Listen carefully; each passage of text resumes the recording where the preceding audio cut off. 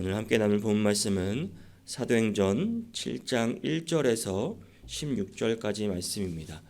대제사장이 이르되 이것이 사실이냐? 스데반이 이르되 여러분 부형들이여 들으소서.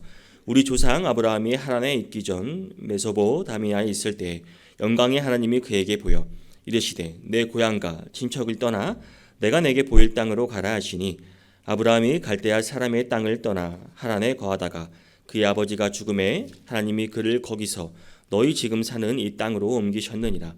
그러나 여기서 발 붙일 만한 땅도 유업으로 주지 아니하시고 다만 이 땅을 아직 자식도 없는 그와 그의 후손에게 소유로 주신다고 약속하셨으며 하나님이 또 이같이 말씀하시되 그 후손이 다른 땅에서 나그네가 되리니 그 땅 사람들이 종으로 삼아 400년 동안을 괴롭게 하리라 하시고 또 이르시되 종 삼는 나라를 내가 심판하리니 그 후에 그들이 나와서 이곳에서 나를 섬기리라 하시고 할례의 언약을 아브라함에게 주셨더니 그가 이삭을 낳아 여드레 만에 할례를 행하고 이삭이 야곱을 야곱이 우리 12조상을 낳으리라.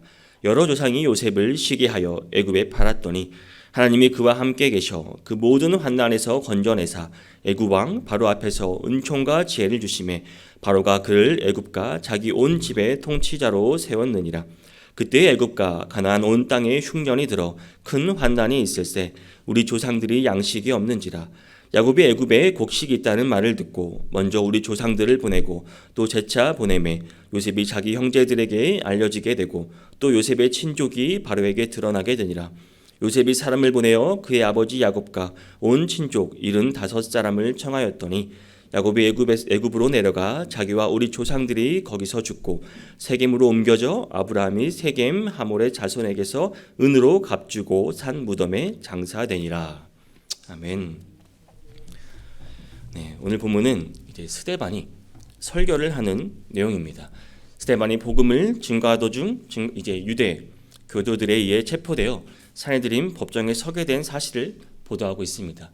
이에 대해 스데반이 변론을 하는 내용이 바로 오늘 본문 내용입니다. 본문 말씀입니다. 스데반의 설교는 이제 사도행전에 기록된 설교 가운데 사도가 설교하지 않은 유일한 설교입니다. 이스라엘의 역사를 서술하여 예수 그리스도의 복음의 정통성을 변증하고 아울러 유대인의 오류를 지적하며 이제 그들에게 반성을 하고 회개를 촉구하고 있습니다. 그런데 이런 스데반의 설교를 그냥 우리가 외면적으로만 보면 너무 약간 우회적이고 또 간접적이어서 그 진위를 파악하기 어렵습니다. 그냥 듣다 보면은 이게 무슨 말이지? 왜 갑자기 이 말을 하는 거야? 라고 이런 인상을 줄 수도 있습니다. 처음부터 논지의 핵심을 밝히지 않기 때문입니다. 그저 이스라엘의 전 역사를 장황하게 궤관한 듯한 인상을 주고 있습니다. 그래서 스데반의 설교를 보다 깊숙이 살펴볼 필요가 있습니다. 사실 사내들인 유대 종교 지도자들은 스데반의 설교가 그 내포하고 있는 그 진위를 파악하고 있었습니다. 그러기에 그들이 분노하여 결국 어떻게 하죠? 스데반을 돌로 쳐 죽이기에 이르렀던 것입니다. 도대체 스데반의 설교에 어떤 의도가 들어가 있는지 우리가 하나씩 살펴보고 우리에게 주는 교훈을 살펴보기를 원합니다. 스데반의 설교는 역사 설명이 주를 이룹니다. 그리고 매우 선택적입니다. 스데반은 이스라엘의 모든 역사를 언급하지는 않습니다. 그의 설교는 단지 아브라함, 요셉, 모세 그리고 성전을 말하면서 이제 모세, 여호수아, 다윗, 솔로몬에 집중돼서 말하고 있습니다. 먼저 아브라함과 족장 시대를 강조하고 있습니다. 그리고 나서는 요셉과 애굽에 추방되었던 시대를, 그 다음 모세와 출애굽과 광야에서의 방랑을, 그리고 마지막으로 다윗과 솔로몬과 그런 군주국의 설립을 강조하고 있습니다. 이 네 시기를 연결하는 특징은 그 시기 중 어느 때에도 하나님의 임재가 어떤 특정한 장소에 제한된 적이 없다는 것입니다. 그와 반대로 그 구약의 하나님은 살아계신 하나님, 항상 움직이며 활동하시는 하나님, 항상 자기 백성이 새로운 모험을 하도록 불러내시기도 하고 또 항상 그들이 가는 길에 동행하시고 그 길을 인도하시는 분이신 분이 바로 하나님이었다는 사실입니다. 이 내용을 잘 기억하시면 이제 앞으로 나오는 사도행전의 내용을 더욱 쉽게 이해하실 수 있을 것입니다. 그중 오늘 본문에서는 아브라함과 요셉을 설명하고 있습니다. 먼저 아브라함의 이야기입니다. 본문 2절에서 4절을 다시 한번 제가 읽어보겠습니다. 스데반이 이르되 여러분 부영들이여 들으소서. 우리 조상 아브라함이 하란에 있기 전 메소포다미아에 있을 때에 영광의 하나님이 그에게 보여 이르시되 내 고향과 친척을 떠나 내게 보일 땅으로 가라 하시니 아브라함이 갈대아 사람의 땅을 떠나 하란에 거하다가 그의 아버지가 죽으며 하나님이 그를 거기서 너희 지금 사는 이 땅으로 옮기셨느니라. 스데반이 여호와를 영광의 하나님이라고 부른 것은 우연히 그런 것이 아닙니다. 스데반은 이제 영광의 하나님이 어떻게 아브라함에게 자신을 알려주셨는가에 대해 상세히 묘사하고 있기 때문입니다. 자, 아브라함의 이야기 초점이 무엇인지 아시겠습니까? 바로 땅입니다. 땅. 그래서 스데반의 본문에서 첫째로 아브라함이 하란에 있기 전 메소포타미아에 있던 것, 그리고 둘째 하나님이 고향과 친척을 떠나 하란에 머문 것, 그리고 아브라함이 지금 유대인들에 거하는 이 땅에 이주한 것을 말하고 있습니다. 땅을 계속 강조하고 있습니다. 한마디로 말해서 아브라함의 그 거주지는 계속 바뀌고 변동적이었다는 말입니다. 스데반의 아브라함은 그 갈대 사람의 땅, 그 메소포타미아와 하란과 이제 이 땅으로 이동하였고, 이후 아브라함의 자손은 다른 땅에서 나그네가 되었다고 말하는 것은 그 땅의 상대성을 지적하고 있기 위함입니다. 더 나아가서 스데반이 아브라함은 심지어 하나님께서 이제 그 보일 땅, 곧 이 땅에 도착하였지만 발붙일 만큼의 유업을 얻지 못하였고, 아브라함의 자손은 400년 동안 약속의 땅을 잃어버렸다고 말하는 것은 그 땅의 절대성을 가리지 않는다는 것을 제시하기 위함입니다. 5절이 이를 말해주고 있습니다. 그러나 여기서 발붙일 만한 땅도 유업으로 주지 아니하시고 다만 이 땅을 아직 자식도 없는 그와 그의 후손에게 소유로 주신다고 약속하셨으며, 여러분 이 설교의 초점은 그런데 땅이 중요하다는 것이 아닙니다. 땅이 중요한 것이 아니라 이 성전이 서 있는 이 땅도 그렇게 중요한 것이 당연히 아니란 말입니다. 스데반의 소유가 전체적으로 보아 성전 농장과 관련이 있다는 것을 잊어서는 안 됩니다. 스데반은 설교의 초반부터 벌써 이제 이 설교의 마지막 단락인 사도행전 7장 49절에서 주께서 이르시되 하늘은 나의 보좌여 땅은 나의 발등상이니 너희가 나를 위하여 무슨 집을 짓겠으며 나의 안식할 처소가 어디냐. 이사야 선지자 말씀 66장 1절을 인용하여 땅을 하나님의 발등상, 그러니까 하나님의 발판에 지나지 않는다고 주장할 것을 향해 이미 초반부터 이 내용을 서술하고 있는 것입니다. 그렇다면 스데반이 이 단락에서 강조하고 있는 것은 무엇입니까? 그것은 하나님이십니다. 아브라함이 갈대아 사람인 땅에 메소포타미아에 있을 때 약속의 땅을 보여주신 분은 영광의 하나님이셨습니다. 아브라함이 하란에 거하는 동안 그의 부친이 죽었을 때 약속의 땅으로 옮기게 하신 분도 하나님이셨습니다. 그리고 본문 6절 7절을 보면 하나님이 또 이같이 말씀하시되 그 후손이 다른 땅에서 나그네가 되리니 그 땅 사람들이 종으로 삼아 400년 동안을 괴롭게 하리라 하시고, 또 이르시되 종 삼는 나라를 내가 심판하리니 그 후에 그들이 나와서 이곳에서 나를 섬기리라 하시고, 아브라함의 자손이 다른 땅에서 나그네가 되어 살다가 다시 약속의 땅으로 돌아오게 될 것이라고 말씀하신 분 역시 하나님이십니다. 비록 아브라함과 그의 자손이 거주하는 땅은 유동적이고 변동적이었지만 아브라함과 그의 자손을 인도하시는 그 하나님은 변하지 않으셨다는 말입니다. 하나님이 이주하게 하시는 땅에 초점이 고정되어 어떤 땅에서든지 성도의 삶을 인도하시는 여러분 그 하나님을 바라보지 못한다면 그것은 매우 어리석은 것입니다. 마찬가지로 사람이 만들고 또 봉헌한 그 성전의 시각이 사로잡혀 성전을 만들게 하신 그 하나님을 바라보지 못한다면 그것 또한 얼마나 어리석은 일입니까? 성전보다 중요한 것은 하나님이십니다. 이 땅보다 중요한 것은 바로 하나님이시란 말입니다. 스데반 설교 마지막 단락인 사도행전 7장 48절을 보면 하나님께서는 손으로 지은 곳에 계시지 아니하신다라고 말씀하고 있습니다. 이제 스데반 설교의 숨겨진 의도를 조금 아시겠습니까? 우리는 하나님의 주도권에 대한 스데반의 강조를 빠뜨릴 수가 없습니다. 하나님께서 나타나시고 말씀하시고 보내시고 약속하시고 또 심판하시고 우리를 구하신 분은 하나님이시란 말입니다. 우리에서 하란으로, 하란에서 가나안으로, 또 가나안에서 애굽으로, 애굽에서 다시 가나안으로 하나님께서는 그의 백성을 인도하고 계셨습니다. 비록 유브라데 강에서 나일 강에 이르는 그 비옥한 그 초생딸 모양의 땅 전부가 그들의 이주할 그런 한정적인 땅이었지만 하나님께서는 그들과 언제나 함께 하셨습니다. 그 이유가 무엇입니까? 본문 8절 상반절 말씀을 보면 할례의 언약을 아브라함에게 주셨더니, 그것은 그분이 아브라함에게 할례의 언약을 주셨기 때문입니다. 즉 아브라함에게 그와 그 후손에게 복 주시겠다고 분명한 약속을 하셨고 그 언약을 알리고 또 보증하기 위해 그에게 할례를 주셨기 때문입니다.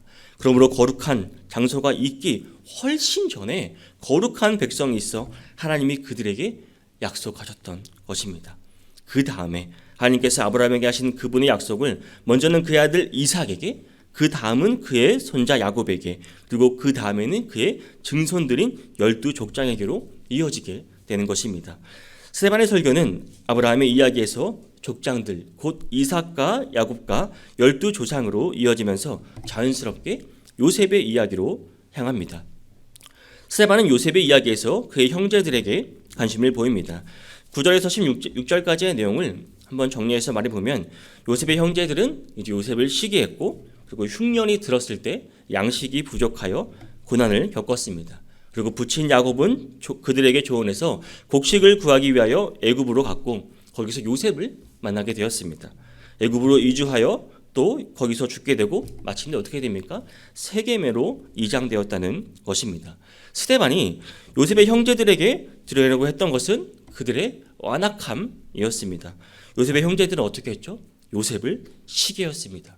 그리고 그를 애굽에 팔아버렸습니다. 요셉과 그의 형제들을 비교하게 되면 아주 이것을 또 선명하게 대조적인 모습을 볼 수 있습니다. 외적으로 보면 요셉은 풍부한 그런 애굽을 다스리는 통치자가 되었지만 요셉의 형제들은 기근으로 말미암아 큰 환난을 당했다는 것이 그 대조로 볼 수 있습니다. 그러나 이보다도 더 중요한 그 대조적인 면은 형제들에게 미움을 받아 고난을 겪은 요셉이 그 자기를 미워하여 애굽으로 팔아넘긴 형제들을 초청합니다. 또 그들의 환난을 면하게 해주었다는 것입니다. 스데반은 요셉 형제들의 그런 사악함과 그 완악함과 요셉의 의로움을 극명하게 대조하고 있는 것입니다. 스데반에 의하면 요셉의 형제들은 요셉에게 두 가지 사악한 행동을 보여주었습니다. 그들은 요셉을 시기하였고 그 다음 요셉을 애굽으로 팔아넘겼던 것입니다. 이 설교에서 스데반은 자기 시대의 유대인들의 이 형제들을 조상으로 말하고 있습니다. 그렇죠? 이 조상들이 의로운 사람을 핍박한 악한 자들이었다고 이 조상들을 고발하고 있는 것입니다. 그런데 스데반의 요셉 이야기에는 그 중요한 의도가 숨어 있습니다. 그것은 조상들이 악한 자들이라면 우리 또한 후손들 역시 조상과 별다를 바 없는 악한 사람들이라는 것입니다. 스데반 설교의 끝에서 할 말을 이미 스데반은 계속 초반, 중반부에서 발설하고 있습니다. 하지만 스데반의 설교는 이 요셉 형제들의 완악함을 고발하는 것으로 그치지 않습니다. 스데반은 요셉이 그의 형제들로부터 시기와 또 애굽의 종으로 팔아넘겨진 그 불의를 당했음에도 불구하고 살아남을 수 있었던 이유가 무엇인지 설명하고 있습니다. 그것은 바로 하나님께서 요셉에게 은혜를 베푸셨다는 사실입니다. 스데반은 하나님께서 요셉에게 내리신 은혜를 오늘 본문에서 네 가지로 설명하고 있습니다. 본문 9절 10절을 제가 읽어보겠습니다. 여러 조상이 요셉을 시기하여 애굽에 팔았더니 하나님이 그와 함께 계셔 그 모든 환난에서 건져내사 애굽 왕 바로 앞에서 은총과 지혜를 주심에 바로가 그를 애굽과 자기 온 집의 통치자로 세웠느니라. 첫째로 하나님께서 요셉과 함께 계셨습니다. 그리고 두 번째, 하나님께서 요셉을 모든 환난에서 건져내셨습니다. 그리고 세 번째로 하나님께서 요셉에게 애굽 왕 바로 앞에서 은총과 지혜를 주셨다고 말씀하고 있습니다. 그리고 마지막 네 번째, 하나님께서 요셉을 그 애굽과 자기 온 집의 통치자로 세우셨습니다. 사랑하는 성도 여러분, 스데반의 설교는 의인이 고난을 겪을지라도 하나님의 은혜가 변함없이 그에게 임한다는 사실을 우리에게 말해주고 있습니다. 그러므로 의인은 자기의 의를 믿는 것이 아니라 오직 자신을 인도하시는 하나님을 믿어야 한다는 것입니다. 바로 여기서 우리는 스데반이 돌에 맞아 그 죽는 자리에서도 자신의 영혼을 하나님께 맡긴 것을 이해할 수 있게 되는 것입니다. 사랑하는 성도 여러분, 스데반의 설교에 숨겨진 의도를 이제 조금 아시겠습니까? 스데반에 대한 이 고소는 성전과 율법에 대한 것이었는데 왜 스데반은 아브라함 이야기에서 변호를 시작했습니까? 단순히 성경 이야기를 개관하려는 것이 아니었습니다. 언약 관계에 대한 하나님의 그 신실하심을 역사를 통해서 지금 보여주고 있다는 사실입니다. 이것이 스데반의 선교에 숨겨진 의도였습니다. 하나님이 주오고 아브라함과 관련된 모든 이야기를 풀어가고 이유는 또 이후에 그분의 약속이 실행되는 그 과정을 설명한 거에서 우리는 이 스데반의 의도를 파악할 수 있습니다. 또한 그 하나님에 대한 사람들의 반응은 당시 종교지도자들과 또 연결하는 의도도 보이고 있습니다. 스데반은 단순히 성경 지식만 많았던 것이 아니었습니다. 성경 내용을 통해 그 하나님과 또 사람의 관계성을 그들에게 말해주고 그 원리를 말해주고 있습니다. 그것을 또 오늘이라는 이 현실과 우리가 사는 이 현장에 적용하는 것이 또 역시 탁월한 게 바로 스데반이었습니다. 우리가 이 스데반의 설교를 통해 배워야 할 점입니다. 스데반이 말한 설교 내용은 이미 종교 지도자들 또한 알고 있던 내용이었습니다. 특별한 이야기가 아닙니다. 그러나 그들은 하나님의 일하심의 절정인 그 예수에 대한 스데반의 입장과는 달랐습니다. 왜 같은 성경을 읽는데 이렇게 이해가 다를 수 있다는 사실입니까?